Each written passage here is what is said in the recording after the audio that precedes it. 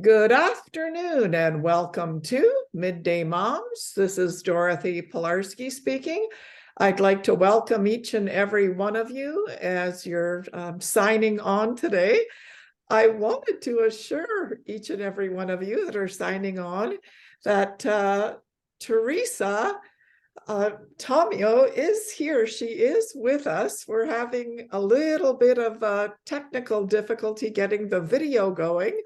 But she is with us. Teresa, do you want to say hello to everybody? Sure. Ciao, Bellas. I'm here. It's one of those things, Dorothy, you and I know this. We've been friends for years. Spiritual warfare always kicks in. Something happens, but I'm here with you voice wise. And it's kind of like me doing another radio show, but I'm so excited to join you. And thank you for having me on to talk about the Everything's Coming Up Rosie book. Yeah, I'm really excited that you're able to join us now. You're in Italy right now, is that correct? Yeah, yes, I'm doing a couple of different projects. Deacon Dom and I are doing a number of really detailed pilgrimages where we're really trying to help people learn how to live kind of off the beaten path. And so we really take it very personally. And so we're examining all the different places we go, handpicking the restaurants, and it's very personal for us because we really feel it's part of the whole pilgrimage journey. So we're adding a few new cities onto the itinerary. So we decided to come and spend a few weeks and examine some of the sites. So we're going to be going to, this is a trip I'm doing in the fall with Deacon Dom called the Dolce Fide, the sweetness of faith. We're going to Todi, which is a famous spot for one of the papal martyrs. We're going to Viterbo, the papal conclave city. We're going to Assisi for St. Francis, Greccio for the first crash, Rome, Orvieto. So it's going to be an amazing trip, but we're investigating a lot of different sites. So yeah. Yeah, no, so it's great that you're able to join us. And for those of you that are signing on, I know that some of you in the chat box are mentioning no video for Teresa. Yes, we're having a little bit of technical difficulty, but there's always Something. Always an obstacle in ministry. Anyway, for those of you that don't know Teresa, some of you are new to Midday Moms and maybe new to, you haven't become familiar with Teresa's work. Teresa is a syndicated Catholic talk show host. She's the author of numerous books. She's an Hey, there I am. I don't know what happened. I think it was the prayer, so I'm here. Yeah. So happy to see you. Yay. So she's the author of numerous books. She has more than 30 years of experience in TV, radio, and newspaper. She was an anchor in the Detroit media market. Her weekday morning radio program called Catholic Connection is produced by Ave Maria Radio in Ann Arbor, Michigan, and is now heard on over 500 radio stations worldwide and on the internet through the EWTN Catholic Radio Network. Teresa appears frequently on EWTN. She co-hosts the EWTN television series, The Catholic View for Women, and she is a field reporter for their annual March for Life coverage in Washington. She's been featured on The O'Reilly Factor, Fox News, Fox and Friends, The Dr. Laura Show, The Dr. James Dobson Show, and Midday Moms. Yes, yay! That's the most important one, Midday Moms. I fell in love with Teresa a number of years ago when I read one of her books called Noise, and it's by Ascension Press, and I keep on checking and it's still there. If you're struggling with social media in your home, I read it when I was beginning my parenting journey, and I was so grateful for Teresa's wisdom. She's really a source of inspiration for me. So I think having her here, I feel a little bit selfish because I remember when I was working 100%, corporate, and I found Teresa, this dynamic Catholic professional. I thought, when I grow up, I want to be just like her, So thank you for the inspiration that you are to so many. I'm trying to remember, didn't we first meet we went in Toronto. I was speaking at, where was I speaking? Was it a renewal ministries It was conference? the Lift Jesus Higher rally, the Lift Jesus Higher Really, rally. that's where we first met. And Yeah, I remember that. Yeah. yeah, and Became fast friends. Yeah. I keep on trying to get you to our Dynamic Women of Faith conference, but you're always booked up. So I know. Well, we'll work on that. That's still a goal of mine. I'd love to come back to Canada. Of course, being from Michigan, Detroit area, we're literally right across the river. So, and I love the Toronto area too. It's a beautiful area.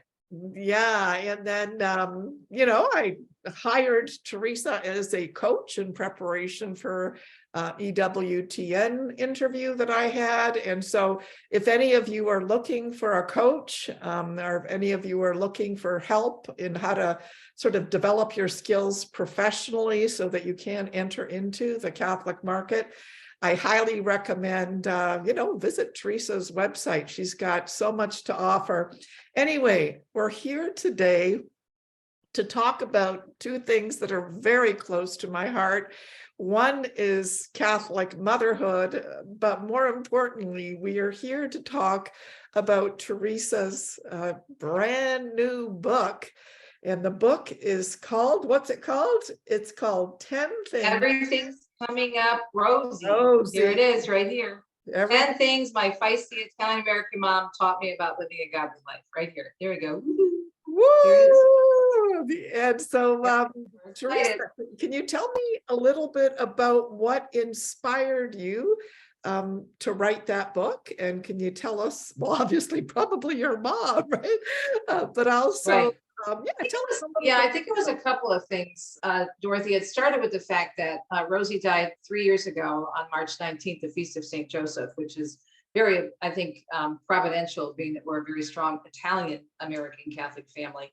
And I didn't think my mom had the right send-off, because when my father died in 2010, my father had an amazing, beautiful funeral. He was very involved in the choir in the parish. Both my parents were really involved in our parish, St. Joan of Arc in the Archdiocese of Detroit.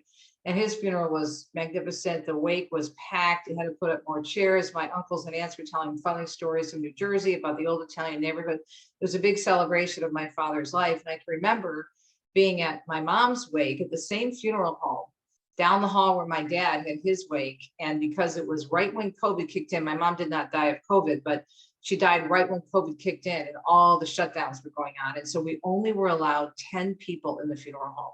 Oh. And for 10, that was it. And we had to stand, 6 or 8 feet apart, whatever it was. And I can remember looking at my beautiful mom in the coffin. And I said, Mom, I'm so sorry. I just felt so bad.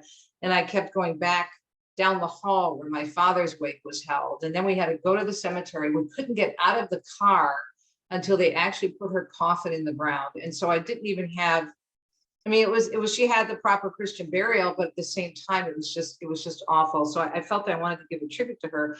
Plus I had been doing a talk called 10 Things I've Learned About Living a Godly Life for many years, based on the chapters in the book. And it was so popular because I had infused my mother's East Coast accent into it, and people loved it.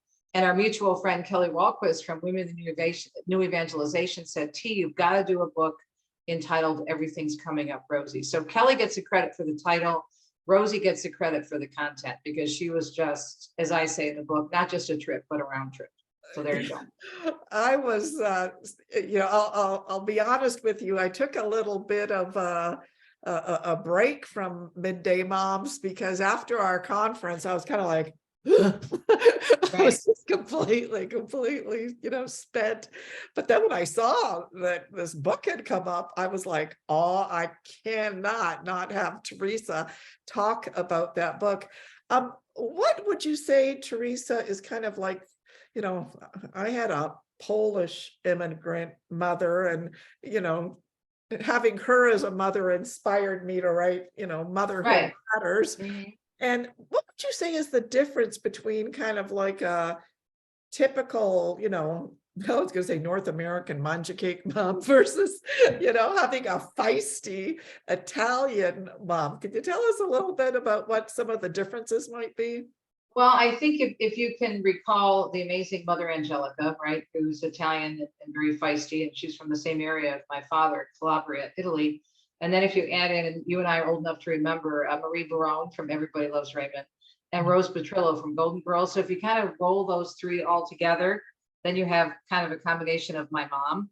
And so I think the difference between my mom and, let's say, other moms is that she was a lot like those ladies, that they were filled with love, but they just let you have it when you needed to have it, and they told it like it was. And Yeah. you know, my mom was, you know, she held nothing back, but she was a beautiful person. Everybody loved her. She had a great personality, and everywhere I go today, people still miss Rosie Posey so much. So it's a combination. She was very loving, but at the same time, she didn't take any gruff from us. I mean, she let us know how she felt, and she was, you know, quite blunt. And I think we need that now. I think we need a reality check. And looking back on the sayings that she gave me growing up: offer it up to God, the Blessed Mother is watching you, you know, listen to your mother, be nice, keep smiling, all those different things. They're very theological, even though they sound very simple on the top, but they're very theological and deep and have a lot of Catholic meaning. Yeah, and the one thing that struck me was like the opening sentence in your book. I just thought, bang on, Teresa, you hit it out of the park. And you know, you open it saying, do you notice how common sense really isn't that common anymore? And that really struck me as being a great opener, because you look at our culture today and you look at some of the headlines and you think, oh my gosh, if my mother were to see this, she'd be pulling out the holy water, right? Right. So yeah, can you make a little bit of a commentary on, you know, the first couple of paragraphs in your book, or maybe, I don't know if it was the first chapter, but really made a commentary on some things that mothers need to kind of wake up to. Like, how do you see our culture maybe deteriorating, or can you give us a little bit of few thoughts on that? Yeah, I don't think any of us would ever imagine that we would be at the level of insanity. I mean, and it's just plain and simple where we are now, where people are saying, well, one day you can be a man, one day you can be a woman. Or, for example, I was doing a story on my show this morning about today in America, the United States was Bring Our Sons and Daughters to Work Day. And I'm thinking, well, I'm surprised, you know, certain members of the activists, you know, community haven't gotten on that and saying, well, nobody is really a son or a daughter. It's just so out of control. And I think that what we have in the Catholic faith is objective truth, and we've gotten away from that. And my mother was just, you know, very basic in terms of saying there is a truth, there is a reality, there is a God, and you are not it. And so I think people are longing for this basic advice. And it's not anything too complicated, but when you read the chapters, I really draw from it. They're very theological. For example, you know, offer it up to God and put it at the foot of the cross is about redemptive suffering. And nobody wants to suffer in this world anymore. It's not that God wants us to suffer or he chooses us to suffer, but we are in a fallen world and we are going to suffer. How are we going to deal with it? I mean, I can hear my mother's voice in my head when I see these different stories, because I'm doing a newscast every day and I'm putting a show together. And I don't know if you heard what happened at Cornell University a few weeks ago, where the students actually got together and came up with this resolution that they demanded that the administration sign, where they didn't want to hear anything bad, anything that would upset them about certain, you know, sensitive topics. And that if they heard something that they didn't like, they could walk out of class at any time without any repercussions. Now, I read that, I'm like, are you kidding me?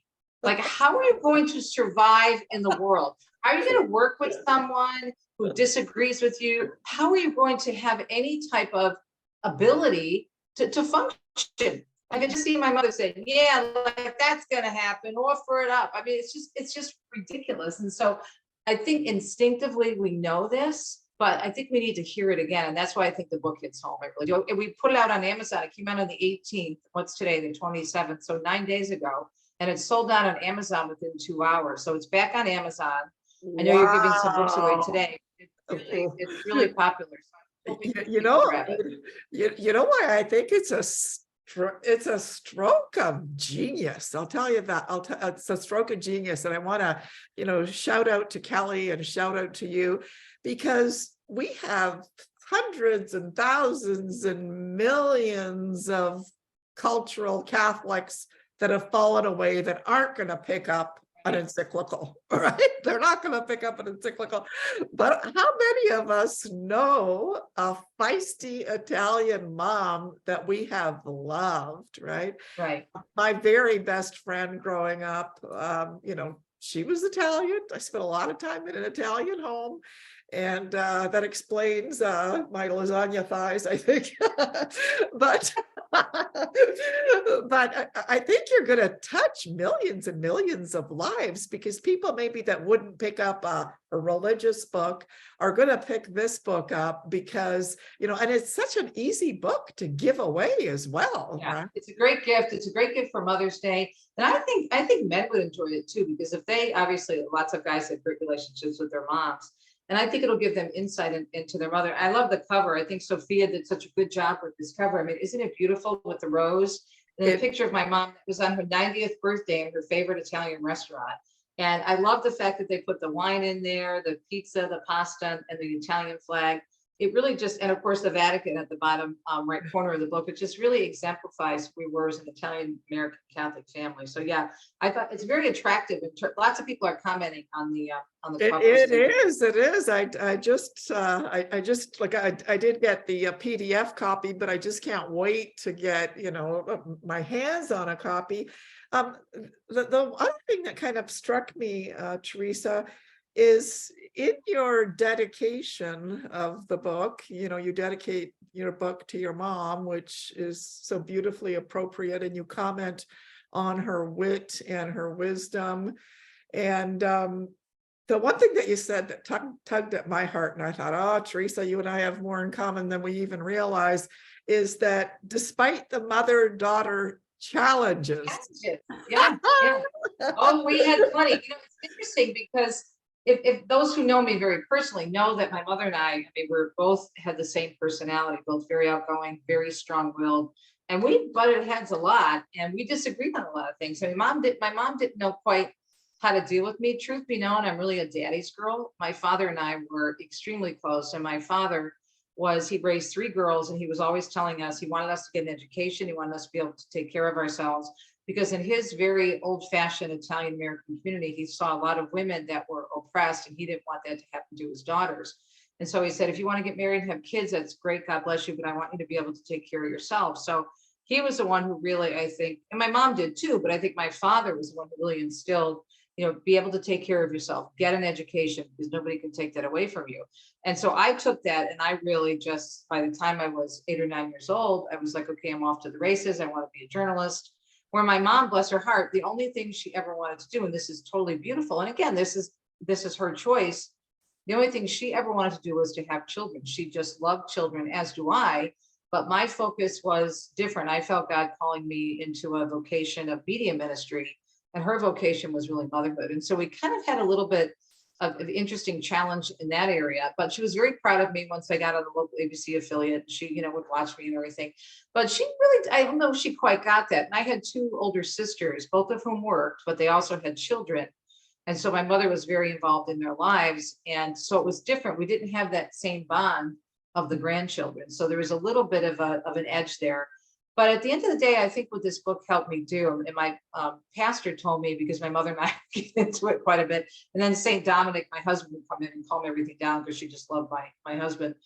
I mean, he would tell me to write a letter to my mom, write a letter to her after she died. And I never sat down and wrote a letter, but I wrote this book because I was able to, when I thought back about all the memories and all the things she shared and all the experiences I had going to the East Coast and visiting with my Italian American family, I was able to kind of walk in my mother's shoes and understand her a lot better. So it was really therapeutic for me, but it was not, as I said in the introduction, it was not a Hallmark movie relationship. It wasn't. And I think that's reality. I think, you know, if I were to sit there and say, oh, we had the best relationship, we had tea and cookies every afternoon. No, that wasn't me. Forget about it. That's not true. So I think it's very real, as I am. You and I have known each other for a long time. I mean, I'm just real with people. I love my mom. But in reality, we all have situations with our family. But here's the point. Another reason I wrote the book. We're living in a culture that doesn't allow us to love people and remain in relationship with people with whom we disagree. And I think that's really sad, right? I mean, why can't we? Years ago, we could disagree, but then you'd be done. Okay, fine. You love each other enough to say, I don't agree on this, but we're brother, we're sister, we're mother, we're daughter, whatever. We can still have a relationship.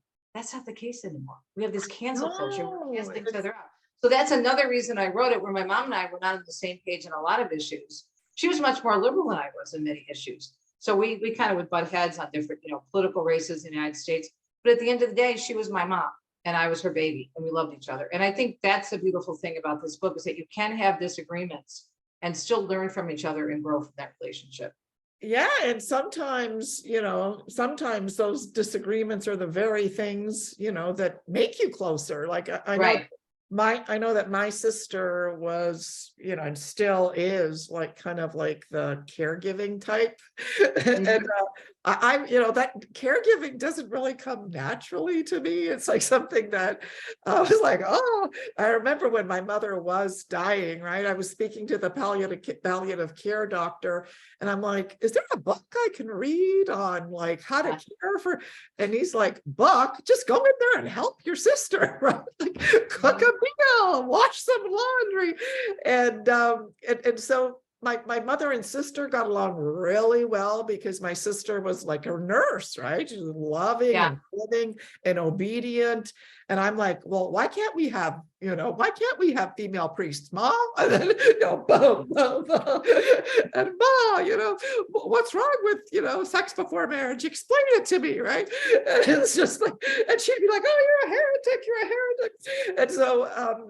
And so I think that, oftentimes these different kind of arguments that we have with our mother are an opportunity really to learn more about the faith, to grow in grace, to, fight it out, hash it out, and then, kiss and make up and have a good glass of wine. Right. But look at you now. I mean, look at how you've come full circle with the faith and everything. Do you think your mother would be proud in terms of? Oh, no. And it was, I met my husband at, St. Michael's Cathedral as a lector over 30 years ago. And it was actually my father's sudden death that had me full circle. My dad's sudden death in Poland while he was on holidays got my butt to daily mass. And so began, I'm always, like how a crisis can change us.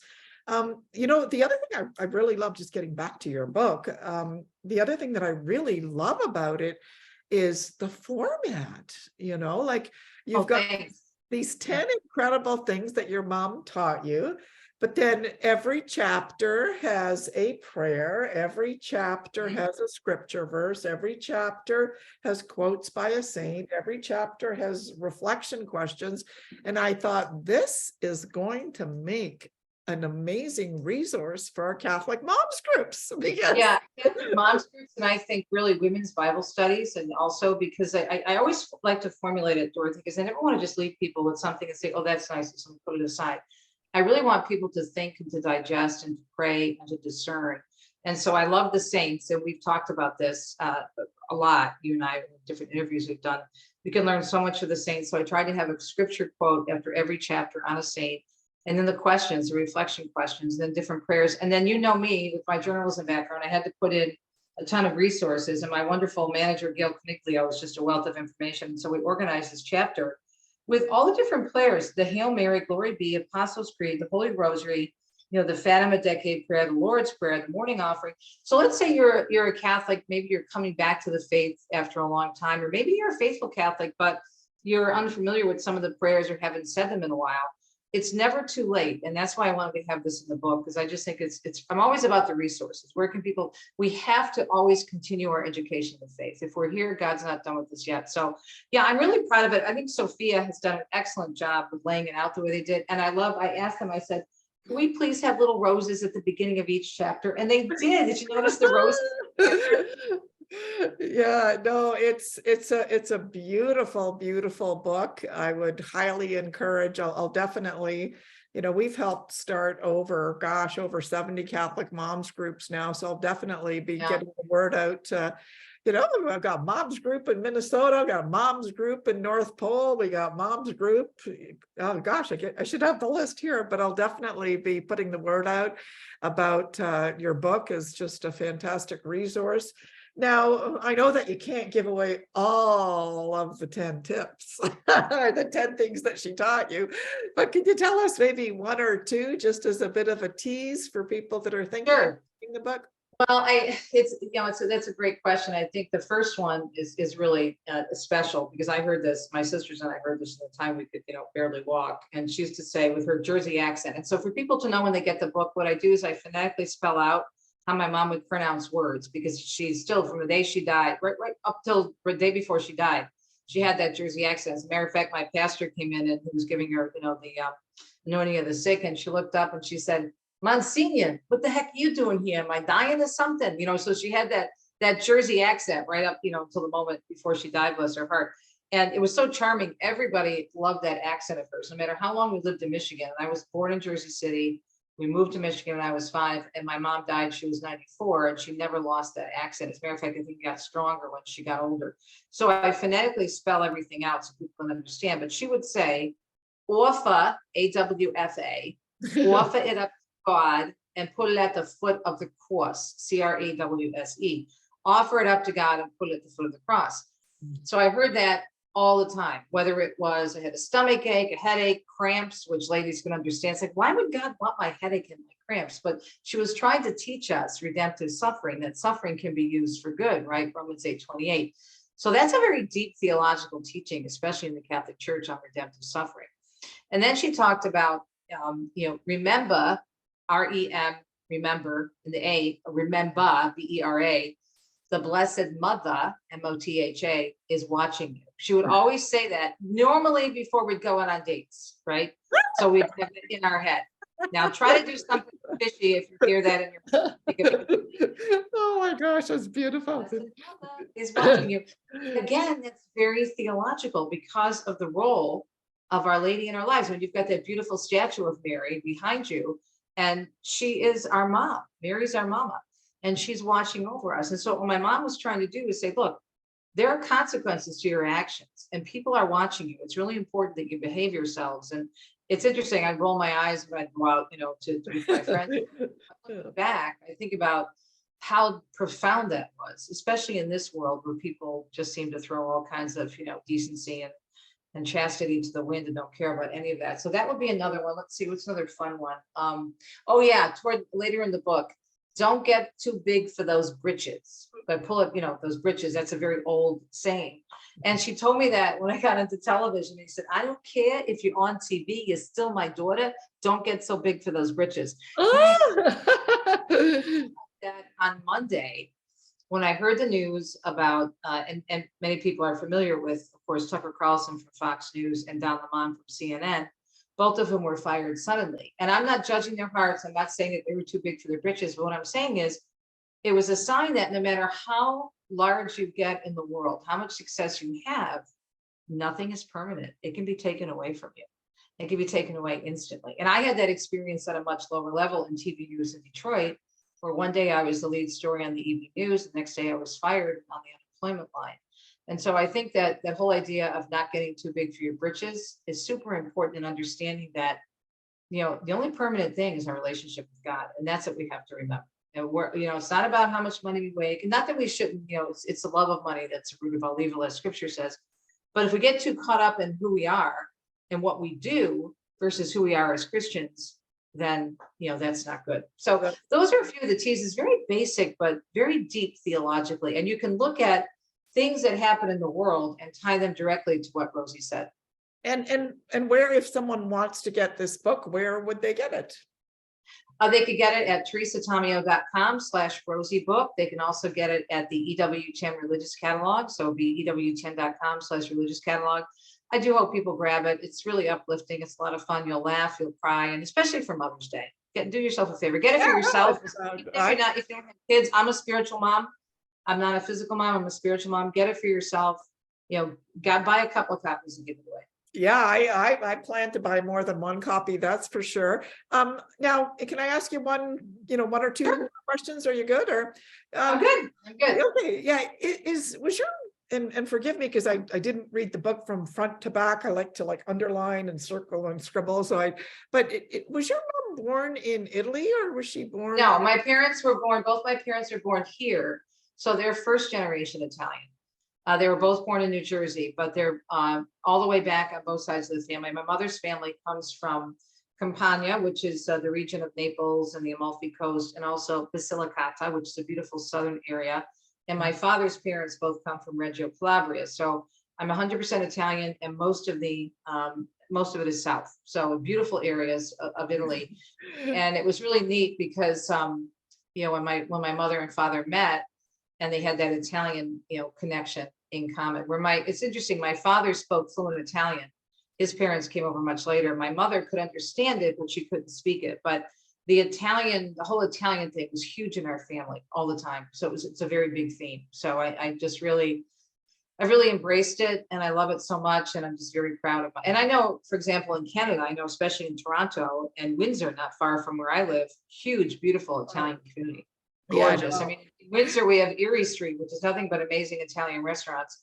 And it's one of our favorite places. We consider Windsor, Ontario, a suburb of Detroit. So Toronto, huge Italian population, and many Italians actually immigrated and came from Italy and came through Toronto and stayed in Toronto. Some came down to New York, but a lot of them stayed in Toronto and then also moved down to the Windsor area. So, yeah. Yeah, no, because I guess I had wondered whether, what sufferings your parents, because I know my parents suffered tremendously, like my mom's home was bombarded when she was 13 years old in Warsaw, and everything, her whole life was, as a teenager, destroyed. And I often reflect whenever I kind of want to bitch or complain about something. I think like, Right. Dorothy, like I think back to my mother's joy, and I think back to my mother's strength. And so did your parents sort of experience suffering that kind of I formed think that's a great point. Although they weren't born in Italy,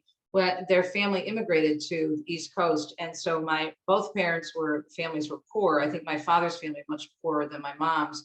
My mom had a family of 10 kids, and so they didn't have a lot. So what I talk about in the book is when I was complaining to my mom about not having a pool. I mean, we were a middle class family in Detroit.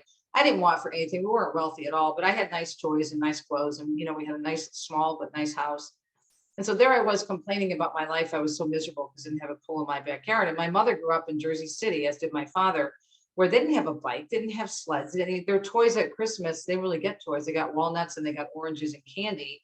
And then when my Uncle Angelo, the oldest in the family, started to work, they were able to get some dolls and some toys.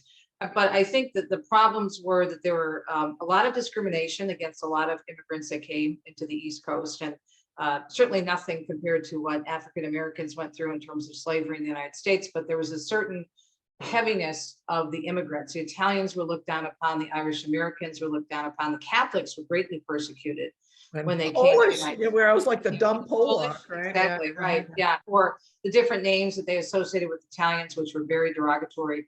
So I talk about that in the book, and what it was like for them growing up in that community. And then when my father and my mother met, they just had such an amazing love story, an incredible love story. And there's that old movie, Steel Magnolias. I think we should make one about Italian or other immigrant women called, Steel Tomatoes or whatever, Steel Pierogies or something. It's right for our Irish friends, because I think those immigrant families really struggled a lot, but they were strong. Yes. and they survived, and they lived through a lot, and they still had their joy. They still had their joy. Yeah. We get so upset in this world about so many little things. We're so offended by this. We can't talk to this person. This person made me feel badly about something. My mother would say, get over it, suck it up, offer it up. Just like, Mother Angelica would say, the cross is not negotiable, sweetheart. It's a requirement. Well, yeah, that's life, right? You know what I loved? I'm gonna just, I guess, share one of the little tips when I saw I have this memory of in the backyard, because we grew up in the inner city in Toronto, and we were very close to, St. Stanislaus, the Polish church. And again, we didn't have toys, right? Like I made a Barbie doll car with an old Kleenex box. And so, yeah, I had the Barbie, but I didn't have the cars. And I have this vision of my dad in the backyard. He had, from somewhere, I don't know where, he found a wooden barrel, and, he was working at the factory. And then in the summer months, he would go and sit in the barrel and, let the suns, and he filled up the barrel with water. And I was like, Water. Oh, so you like the garbage can story? That's chapter. Yeah, see that you can relate to that. So friends, what we're talking about is a chapter in the book that when I complained to my mom about not having a pool, she told me if you want a pool, go fill up a garbage can. We thought, oh, that's a great idea. So we did it. But the point of that is, like your dad did, you make the most of what you have. You're not always going to get everything you want. A pool isn't magically going to appear in your backyard or a mink coat in your closet. You make the most of what you have. And so that's what my sister and I did. Oh, eureka, we'll fill up a garbage can. Yeah. And it brought back so many memories, and I just burst out laughing, and I fell in love with Rosie before I finished reading the book. So anyway, I want to encourage each and every one of you to pick up a copy, pick up 5 copies. I always say when I find a book that I love, I remember Carrie Gruss's book, I think the book about Mary. I bought 25 of those books because, it's just too good not to give out. So I encourage you as a Mother's Day gift, hop on Amazon or hop on Teresa Tomeo's website, get multiple copies, and then bada boom, bada bing, you're sharing the thing. Bada boom, bada bing. Do the Italian thing. Share the love, right? Share the love, share the love. Yeah.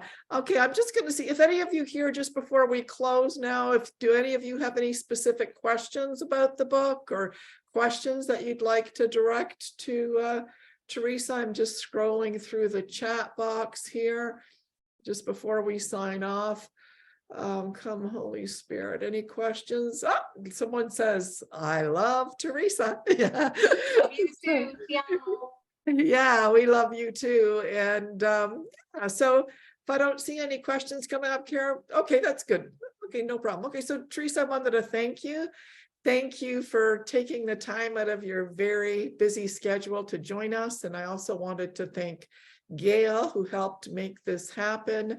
And we will be praying for you. We'll be praying for the success of your book, and we'll be praying for all of the people that read it, that they. Well, thanks, Dorothy. You are, a sister of mine. Thank you so much for your support and for this book. I'm so proud of it. Everything's coming up, Rosie. Get a copy, friends. You're going to love it. It's really fun. For all my Italian friends in Canada, I know there's a ton of you, my paisans. Get a copy, share the love, and have a pizza and a glass of wine. Listen to this. This is really fun before we sign off. So I was doing an interview with the Cleveland station in Cleveland, Ohio for their pledge drive. They're giving away the book. They're giving it away with a bottle of wine. Is that not perfect? Oh my God. I thought that was so great. Yeah. I said, now we got to throw a chunk of cheese in there and we'll be good. We got the cheese, we got the wine. So anyway. That's fantastic. Okay. Cara mia. Thank you. Cara mia, ciao, bella. Ciao, bellissima. Mwah, mwah, mwah. I love you. Watched the Carol Burnett show last night. They had this 2-hour special. She turned 90. And so as I always like to end, I'm so glad we had this time together. Just to have a laugh and sing a song. Seems we just get started, and before you know it, comes a time we have to say so long. Ciao. Ciao. Bye, Bella. Bye. Thank you very much. You. Teresa. Bye-bye. Thank you. Thank you, everyone, for joining us today. Bye-bye.